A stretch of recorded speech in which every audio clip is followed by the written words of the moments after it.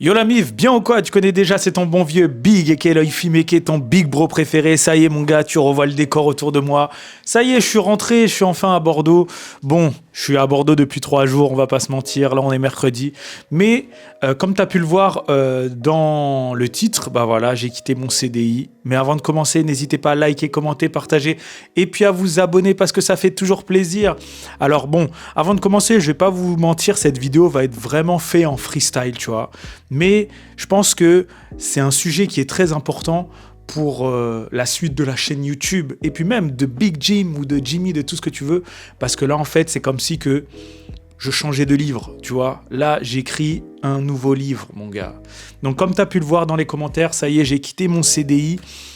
Alors, d'abord, avant de commencer, je vais vous expliquer ce que je faisais, pourquoi j'ai quitté l'entreprise et qu'est-ce que je vais faire après. Alors, bon...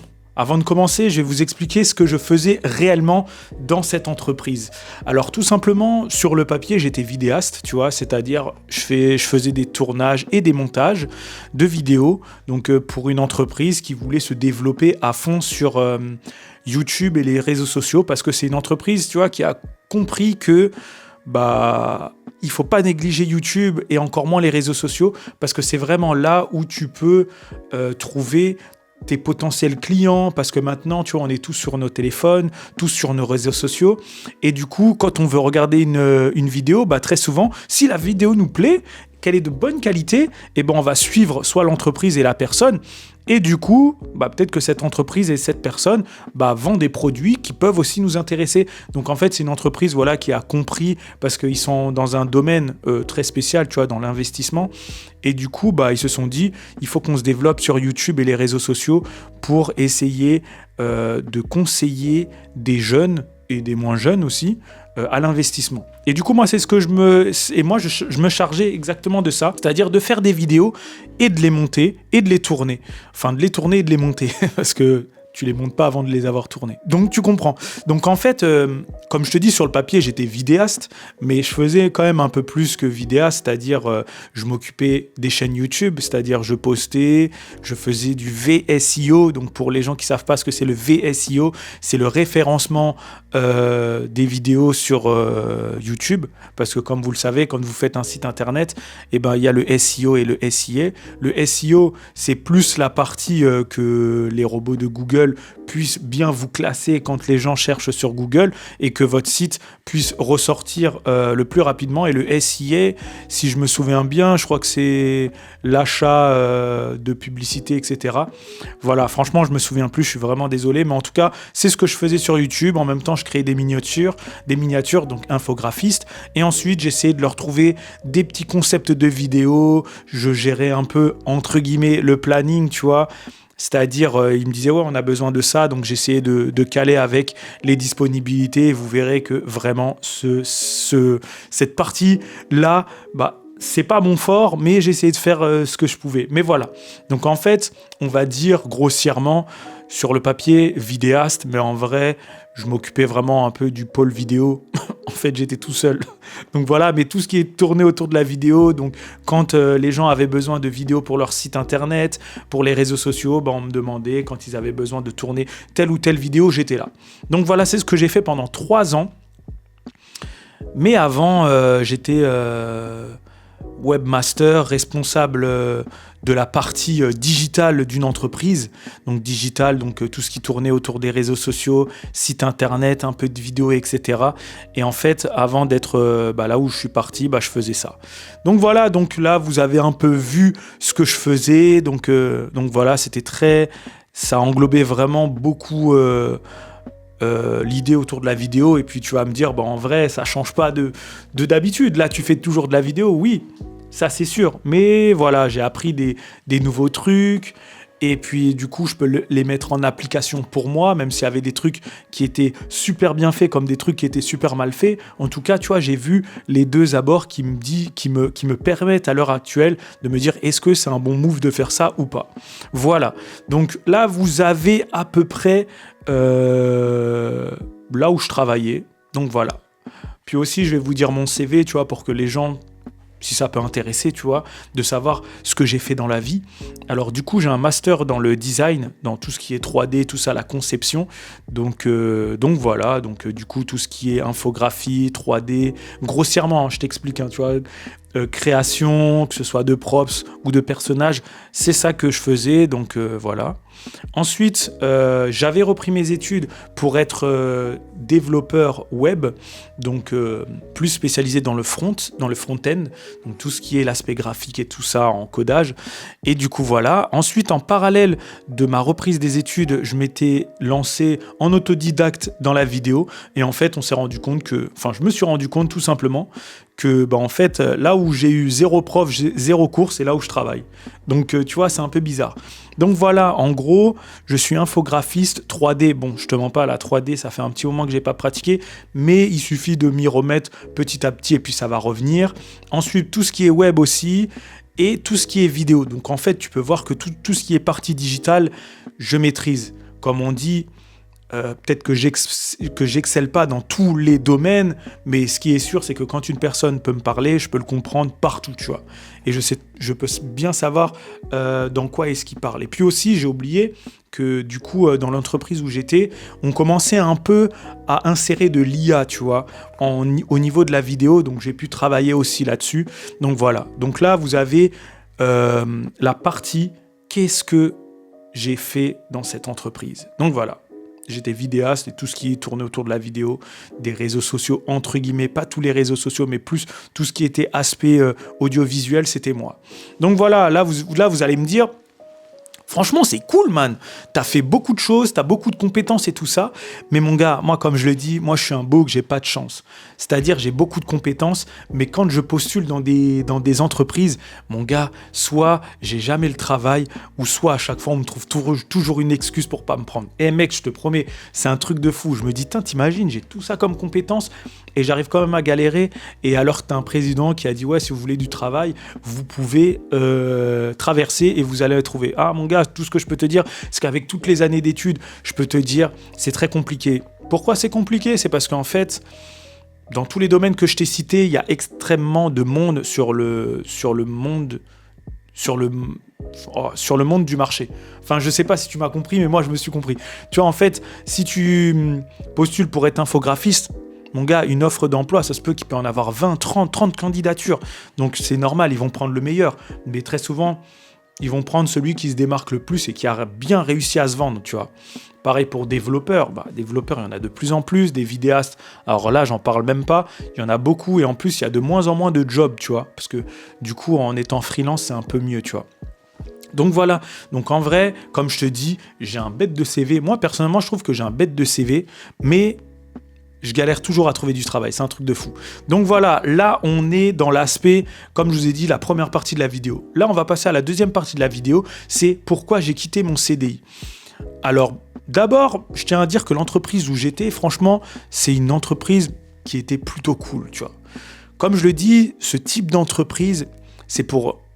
Voilà, tu vois, je veux pas paraître genre hautain ou tout ce que tu veux, mais c'est le type d'entreprise où tu peux rester 20-30 ans, tu vois, dans cette entreprise. Et malheureusement, tu n'évolueras pas réellement dans ce que tu fais tout le long de ton travail. Alors, je vais m'expliquer.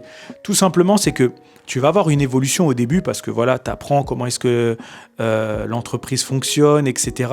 Excusez-moi, je coupe vite fait mon téléphone. Donc voilà, tu vas apprendre comment l'entreprise fonctionne, tu vas apprendre des nouvelles méthodes par rapport à l'entreprise, etc. Toi, tu vas rajouter ton petit grain de sel parce que voilà, tu as été embauché pour rajouter ta petite sauce et tout ça. Mais pour moi, je trouve que c'est une entreprise où en fait, ta marge de progression va s'arrêter très vite. Moi, tu vois, je suis resté 3 ans et je vais pas te mentir, en 1 an et demi, ça y est, j'avais fait tout le tour. Et moi, je suis quelqu'un, je m'ennuie extrêmement vite.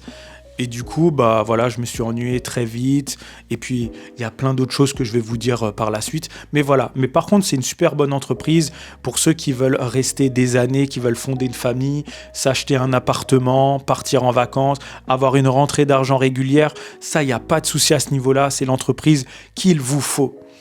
Donc voilà, y a pas mal d'avantages aussi, tu vois, genre la participation, tu as des primes, il y a une prime de fin d'année. Ensuite, qu'est-ce qu'il y a? Bon, t'as les tickets resto, t'as les chèques vacances. Tu avais de temps en temps, tu vois, tu avais des petits concours, tu vois, qui te permettaient de gagner soit de l'argent que tu pouvais payer, que tu pouvais utiliser dans le CSE. Et qu'est-ce qu'il y avait d'autre? Voilà, les tickets cinéma. Et tu avais aussi un truc qui te remboursait 80 euros sur, sur la culture, tu vois. C'est-à-dire, si, admettons, tu avais une licence dans le sport, bah, ils te remboursaient 80 euros. Ensuite, tu avais 250 euros pour quand tu partais en vacances, c'est-à-dire, admettons, tu loues un hôtel, je sais pas, en France ou ailleurs, tu leur donnes la facture et eux, ils te remboursent 250 euros. C'est-à-dire que si tu as été dans un hôtel qui t'a coûté 500 euros, bah, eux, ils vont te rembourser 250 euros. Donc, au final, l'hôtel t'a payé 250 euros. Alors, à ce niveau-là, franchement, c'est une dinguerie. Ça, franchement, tu vois, tu te dis, tu as des bons avantages. Et encore, tu vois, ça se peut qu'il y avait d'autres avantages, mais là, je les ai plus en tête. Mais en tout cas, à ce niveau-là, sur la carte, tu te dis, c'est vraiment pas mal. Franchement, j'aimerais bien y aller. Franchement, mon gars, vas-y, il n'y a pas de souci. Malheureusement, je pourrais pas donner l'adresse, mais bon, si tu trouves, bah, tu vas être heureux. En tout cas, voilà, donc c'est une entreprise, voilà, où très bonne cohésion d'équipe, t'as des avantages, etc. Mais comme je t'ai dit, le souci, c'est la marge de progression. C'est que je pense que pour une personne un peu comme moi, on s'ennuie extrêmement vite parce que t'as vite fait le tour, tu tournes en rond, tu fais toujours la même chose, tu vois. Et voilà. Donc à ce niveau-là, ça c'est la première étape de pourquoi j'ai quitté mon travail. Deuxième étape, bah tout simplement, on va pas se mentir, c'est l'aspect financier, mon gars. C'est l'aspect financier. Parce que tu vois, moi j'ai un délire dans ma tête, c'est quoi? C'est chaque année, je dois être meilleur que l'année dernière. C'est-à-dire que je dois avoir une marge de progression et une évolution constante. C'est-à-dire, pas forcément que financière, tu vois, dans les compétences, etc.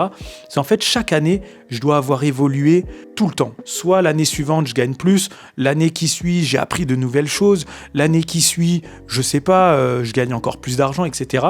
Et en fait, comme je t'ai dit, au bout de un an et demi, bah, c'était fini, tu vois, ma marge de progression en termes de compétences, bah, je suis arrivé au max, tu vois, de ce que je pouvais faire dans cette entreprise. Et en termes financiers, bah, mon gars, c'est là où ça pêche, mon gars. C'est-à-dire que j'ai demandé plusieurs fois une augmentation parce que je me suis dit, mon gars, bah, tu vois, j'ai des compétences, tu vois. En plus, de base, je leur avais proposé mes compétences en tant que vidéaste, mais aussi en tant que développeur parce que, du coup, je me suis dit, tu vois, moi j'ai envie de continuer de progresser dans le développement web. Et du coup, je leur ai dit, moi je veux bien venir dans votre entreprise, mais j'ai envie d'avoir au moins un jour ou une après-midi, un truc où je puisse coder pour continuer à apprendre tout ça. Il m'avait dit, ouais, t'inquiète pas, il n'y a pas de souci. Tout. Et au final, en 3 ans, j'ai dû faire 2 jours de développement, tu vois, de programmation. Donc franchement, j'ai eu trop le seum et ça aussi, ça a beaucoup pesé sur le fait que, bah vas-y, hein, ils n'ont pas tenu la parole à ce niveau-là. Voilà, et ensuite, comme je te dis, c'était aussi à l'aspect financier, c'est-à-dire j'ai demandé plusieurs fois des augmentations, et à chaque fois, c'était toujours des excuses. Ouais, là, on peut pas parce que nanani, là, on peut pas parce que nanani, on verra à la fin de l'année, mais au final, la fin de l'année, il n'y a pas. Et moi, je suis quelqu'un, comme je le dis, j'adore l'argent, on va pas se mentir, tout le monde aime l'argent. Et comme je t'ai dit, si j'évolue pas au niveau de la compétence, il faut que j'évolue dans l'aspect financier, tu vois, parce qu'on va pas se mentir. Mon gars, si tu gardes pendant 20 ans ou 10 ans le même salaire qu'au début, t'évolues pas, tu vois. Tu vois, si tu vas acheter une maison, tu veux... Même, mon gars, c'est upgrader ton niveau de vie, tu vois. Tu peux pas stagner. Et moi, du coup, c'est ce que je me suis dit. Je me suis dit, mon gars, c'est bon, là, je stagne. Et le souci, en fait, c'est que bah, pour évoluer financièrement parlant, la plupart du temps, je dis pas tout le temps, hein, parce que tu vois, il y a des exceptions. Moi, j'ai un pote, à chaque fois que je l'ai au téléphone, il me dit chaque année, il est augmenté, tu vois. Donc, je me dis, mon gars, c'est bien pour toi, hein, mais t'as grave de la chance. Hein. Donc, voilà, donc au final, tu vois, j'ai demandé plusieurs fois des augmentations, il n'y a rien eu. On va pas se mentir, l'aspect financier est très important dans le fait de bien te sentir dans une entreprise. Donc, voilà, ça fait partie aussi d'une des phases pour laquelle... je me suis dit, c'est bon, tu vois, il faut que j'aille voir ailleurs. Aussi, l'aspect prime. Parce que bien évidemment, quand j'ai signé, on m'a dit, ouais, t'inquiète pas, va y avoir des primes, mon gars. Et au final, j'en ai une seule. Donc, donc voilà. Ouais, donc voilà. Moi, je préfère qu'on me dise rien. et qu'on me donne, voilà, par surprise, qu'on m'annonce des choses qu'on peut pas tenir, tu vois. Ça sert complètement à rien. Donc, les recruteurs, les patrons, tout ça, ça sert à rien de survendre votre entreprise si vous ne pouvez pas tenir vos promesses. Comme je dis, je leur tire pas dessus, hein. C'est plus pour toutes les entreprises, tu vois, peut-être qu'ils vont regarder cette vidéo. On va pas se mentir, tu vois, comme je le dis, quand on postule dans une entreprise, on postule dans un premier temps pour gagner de l'argent, tu vois, parce que voilà, les coûts de la vie, le loyer, l'électricité, la nourriture, etc., c'est déjà un gros budget par rapport au salaire. Alors si tu as envie de quand même profiter de la vie, parce que bon, la vie, ce n'est pas que travailler, c'est aussi profiter de la vie qu'on t'a donnée, tu vois, et donc du coup, c'est normal, tu vois, tu veux gagner plus pour pouvoir profiter plus. Donc voilà, donc c'est aussi une des raisons pour laquelle je suis parti aussi, parce que tu vois, je pars du principe où il y a certains présidents qui ont dit pour gagner plus, il faut travailler plus. Moi, franchement, je ne suis pas d'accord avec ça, parce que je vais te dire, si on part du principe qu'une personne est à 35 heures, tu as des personnes qui gagnent 10 balles de l'heure, tu en as qui gagnent 20 balles de l'heure, 50 balles de l'heure, 100 balles de l'heure, 150 000 balles de l'heure, et pourtant, ils font le même nombre d'heures, tu vois, mais ils ne sont pas payés de la même façon. C'est sûr, il y en a, ils ont des responsabilités, des trucs comme ça. Et moi, je pars du principe que non, c'est pas travailler plus pour travailler plus, parce qu'au final, tu travailles plus, tu profites encore moins de la vie, parce qu'au lieu de faire un 35 heures, tu vas faire 40 heures, 45 heures, et au final, tu n'as même pas profité de la vie. Donc, pour moi, ça, c'est vraiment quelque chose qui te coupe la vie, tu vois. Tu vois ce que je veux te dire, c'est que en fait, on te dit, ouais, charbonne, mon gars, charbonne, mais au final, tout l'argent que tu gagnes, on va la récupérer parce qu'au final, tu vas même pas profiter de la vie tellement tu travailles.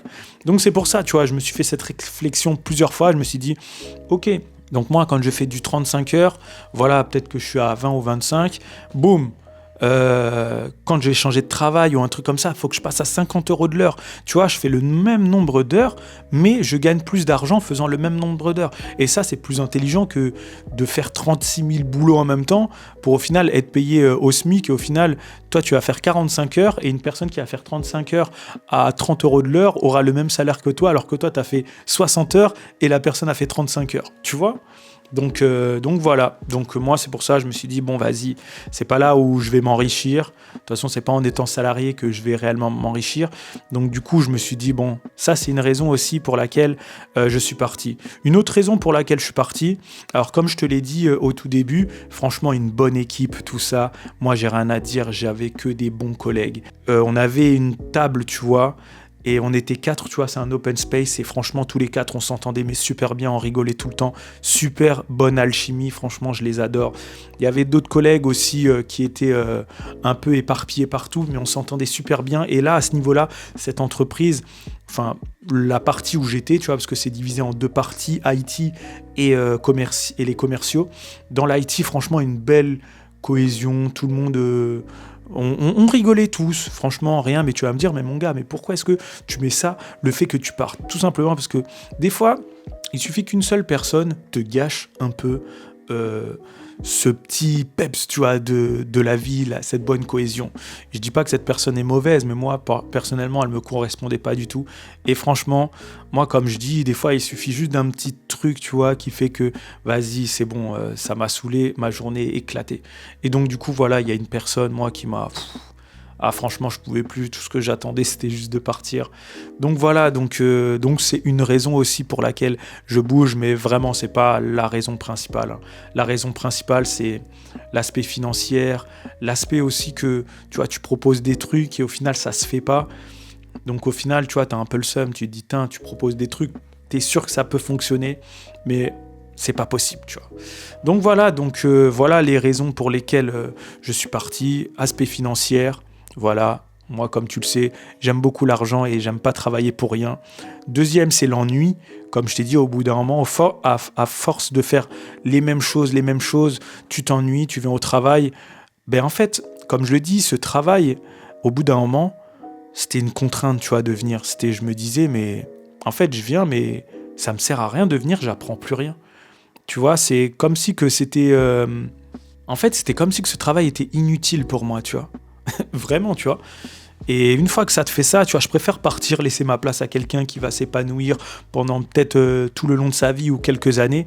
Mais moi, tu vois, ça, je m'amusais plus. Je m'amusais avec mes collègues, mais le travail ne m'amusait plus. Je me levais le matin, tu vois, j'étais un peu pas motivé, pas du tout. Tout ce que je voulais, c'était arriver directement le week-end. Et quand tu arrives au dimanche soir, tu dis « Oh putain, lundi, il faut que j'aille au travail et tout ça. » Donc voilà, l'une des raisons aussi pour laquelle, et puis comme je t'ai dit, une collègue, voilà, on a tous une collègue un peu toxique, on va dire. Pour moi, après pour les autres, je sais pas, mais moi c'est bon, tu vois.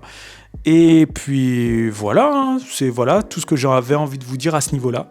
Ensuite, maintenant que tu sais ce que j'ai fait, pourquoi je pars, et bah maintenant on va savoir qu'est-ce que je vais faire, mon gars. Alors, est-ce que je vais retrouver un nouveau travail ? Non, non, non, non, non. Je vais pas retrouver un nouveau travail. Je vais me lancer à fond en tant que freelance. Mais en tant que freelance, dans quoi ? Alors, en fait, je fais de la vidéo, comme tu as pu voir, voilà, VSEO, tout ça. Mais j'ai pas envie de travailler pour le moment pour des entreprises, des trucs comme ça. J'ai envie de faire vraiment quelque chose qui me fasse kiffer, des projets, tu vois, que sur le papier, ça me fasse kiffer. Quand j'y vais, je kiffe. Quand je reviens, je suis triste que ce soit terminé, mais je veux kiffer. Moi, là, à l'heure actuelle, c'est je veux kiffer. Le matin, quand je me réveille, même si je suis fatigué, je veux me dire je vais passer une bonne journée, ce qui n'était pas le cas ces dernières années au travail où j'étais. Tu vas me réveiller le matin, me dire bon allez c'est parti mon gars, on va kiffer, on va faire quelque chose que j'aime. Donc voilà, donc là je vais me lancer en freelance dans un projet que tout le monde, enfin pas que tout le monde, mais que les personnes qui suivent cette chaîne connaissent, donc Outside Bro. Comme je t'ai dit, tu vois, c'est que je vais dans plein de villes différentes et je mets en avant plein d'artistes. En fait, je leur propose tout simplement mes services en tant que vidéaste, de leur faire une vidéo et de les promouvoir sur les réseaux sociaux. Donc ce côté aussi community manager, etc. Mixé avec la musique, et voilà l'un des boulots que je kiffe, c'est-à-dire musique, vidéo, voyage, voilà le boulot parfait pour moi. Donc voilà, je me suis dit, je galère à trouver du travail, de une, de deux, je m'ennuie vite au travail, de trois, bon, je te mens pas, j'aime pas trop qu'on me donne des ordres, donc je me suis dit, autant créer mon poste, autant créer mon travail. Donc voilà, je me suis dit, allez vas-y, let's go, on n'a qu'une vie. Voilà, autant en profiter. Et le truc, c'est que j'ai pas envie de partir avec des regrets. Tu vas me dire, ah punaise, j'aurais dû faire ça. Alors que j'en avais les possibilités. Je sais qu'il y a plein de personnes qui sont dans ce cas de figure-là, de se dire, est-ce que ça vaut le coup de lâcher ma sécurité, mon CDI pour me lancer dans quelque chose que j'aime ? Parce que, comme on dit, on quitte un endroit, mais on ne sait pas si l'herbe est beaucoup plus verte ailleurs, tu vois. Donc ça se peut que là, je vais souffrir comme pas possible. Ça se peut que, comme je dis, hein, peut-être que ça va marcher, peut-être que ça va pas marcher. Mais si ça marche pas, va falloir que je retrouve un travail. Alors peut-être que le boulot que j'ai lâché était pas si mal que ça en fait. Donc tu vois, c'est très compliqué, tu vois, la vie professionnelle, de trouver vraiment son boulot de ses rêves, d'être payé à sa juste valeur, etc. Donc je me suis dit, mon gars, fuck, on n'a qu'une seule vie. J'ai pas envie de vivre avec des regrets. Autant me mettre à fond dans mon projet. On sait jamais ce qui peut arriver, mais en tout cas, je vais faire tout mon possible pour que ça fonctionne. Donc là, ça fait à peu près 3 semaines que j'ai quitté mon travail, parce que je l'ai quitté fin mars. Et du coup, on va dire, c'est vraiment la première semaine où je me sens plus au travail, parce que tu vois, j'ai été 2 semaines en Guadeloupe et en Martinique, mais je travaillais aussi, donc c'était à la fois comme si je partais en vacances. Donc là, c'est vraiment les 3 premiers jours où je suis en mode, bon bah ça y est mon gars, t'as plus de travail, t'es en mode freelance, va falloir charbonner comme un porc, démarcher, faire des vidéos, tout ça, etc. Et donc du coup, voilà, j'ai envie de me lancer à fond dans Outside Bro.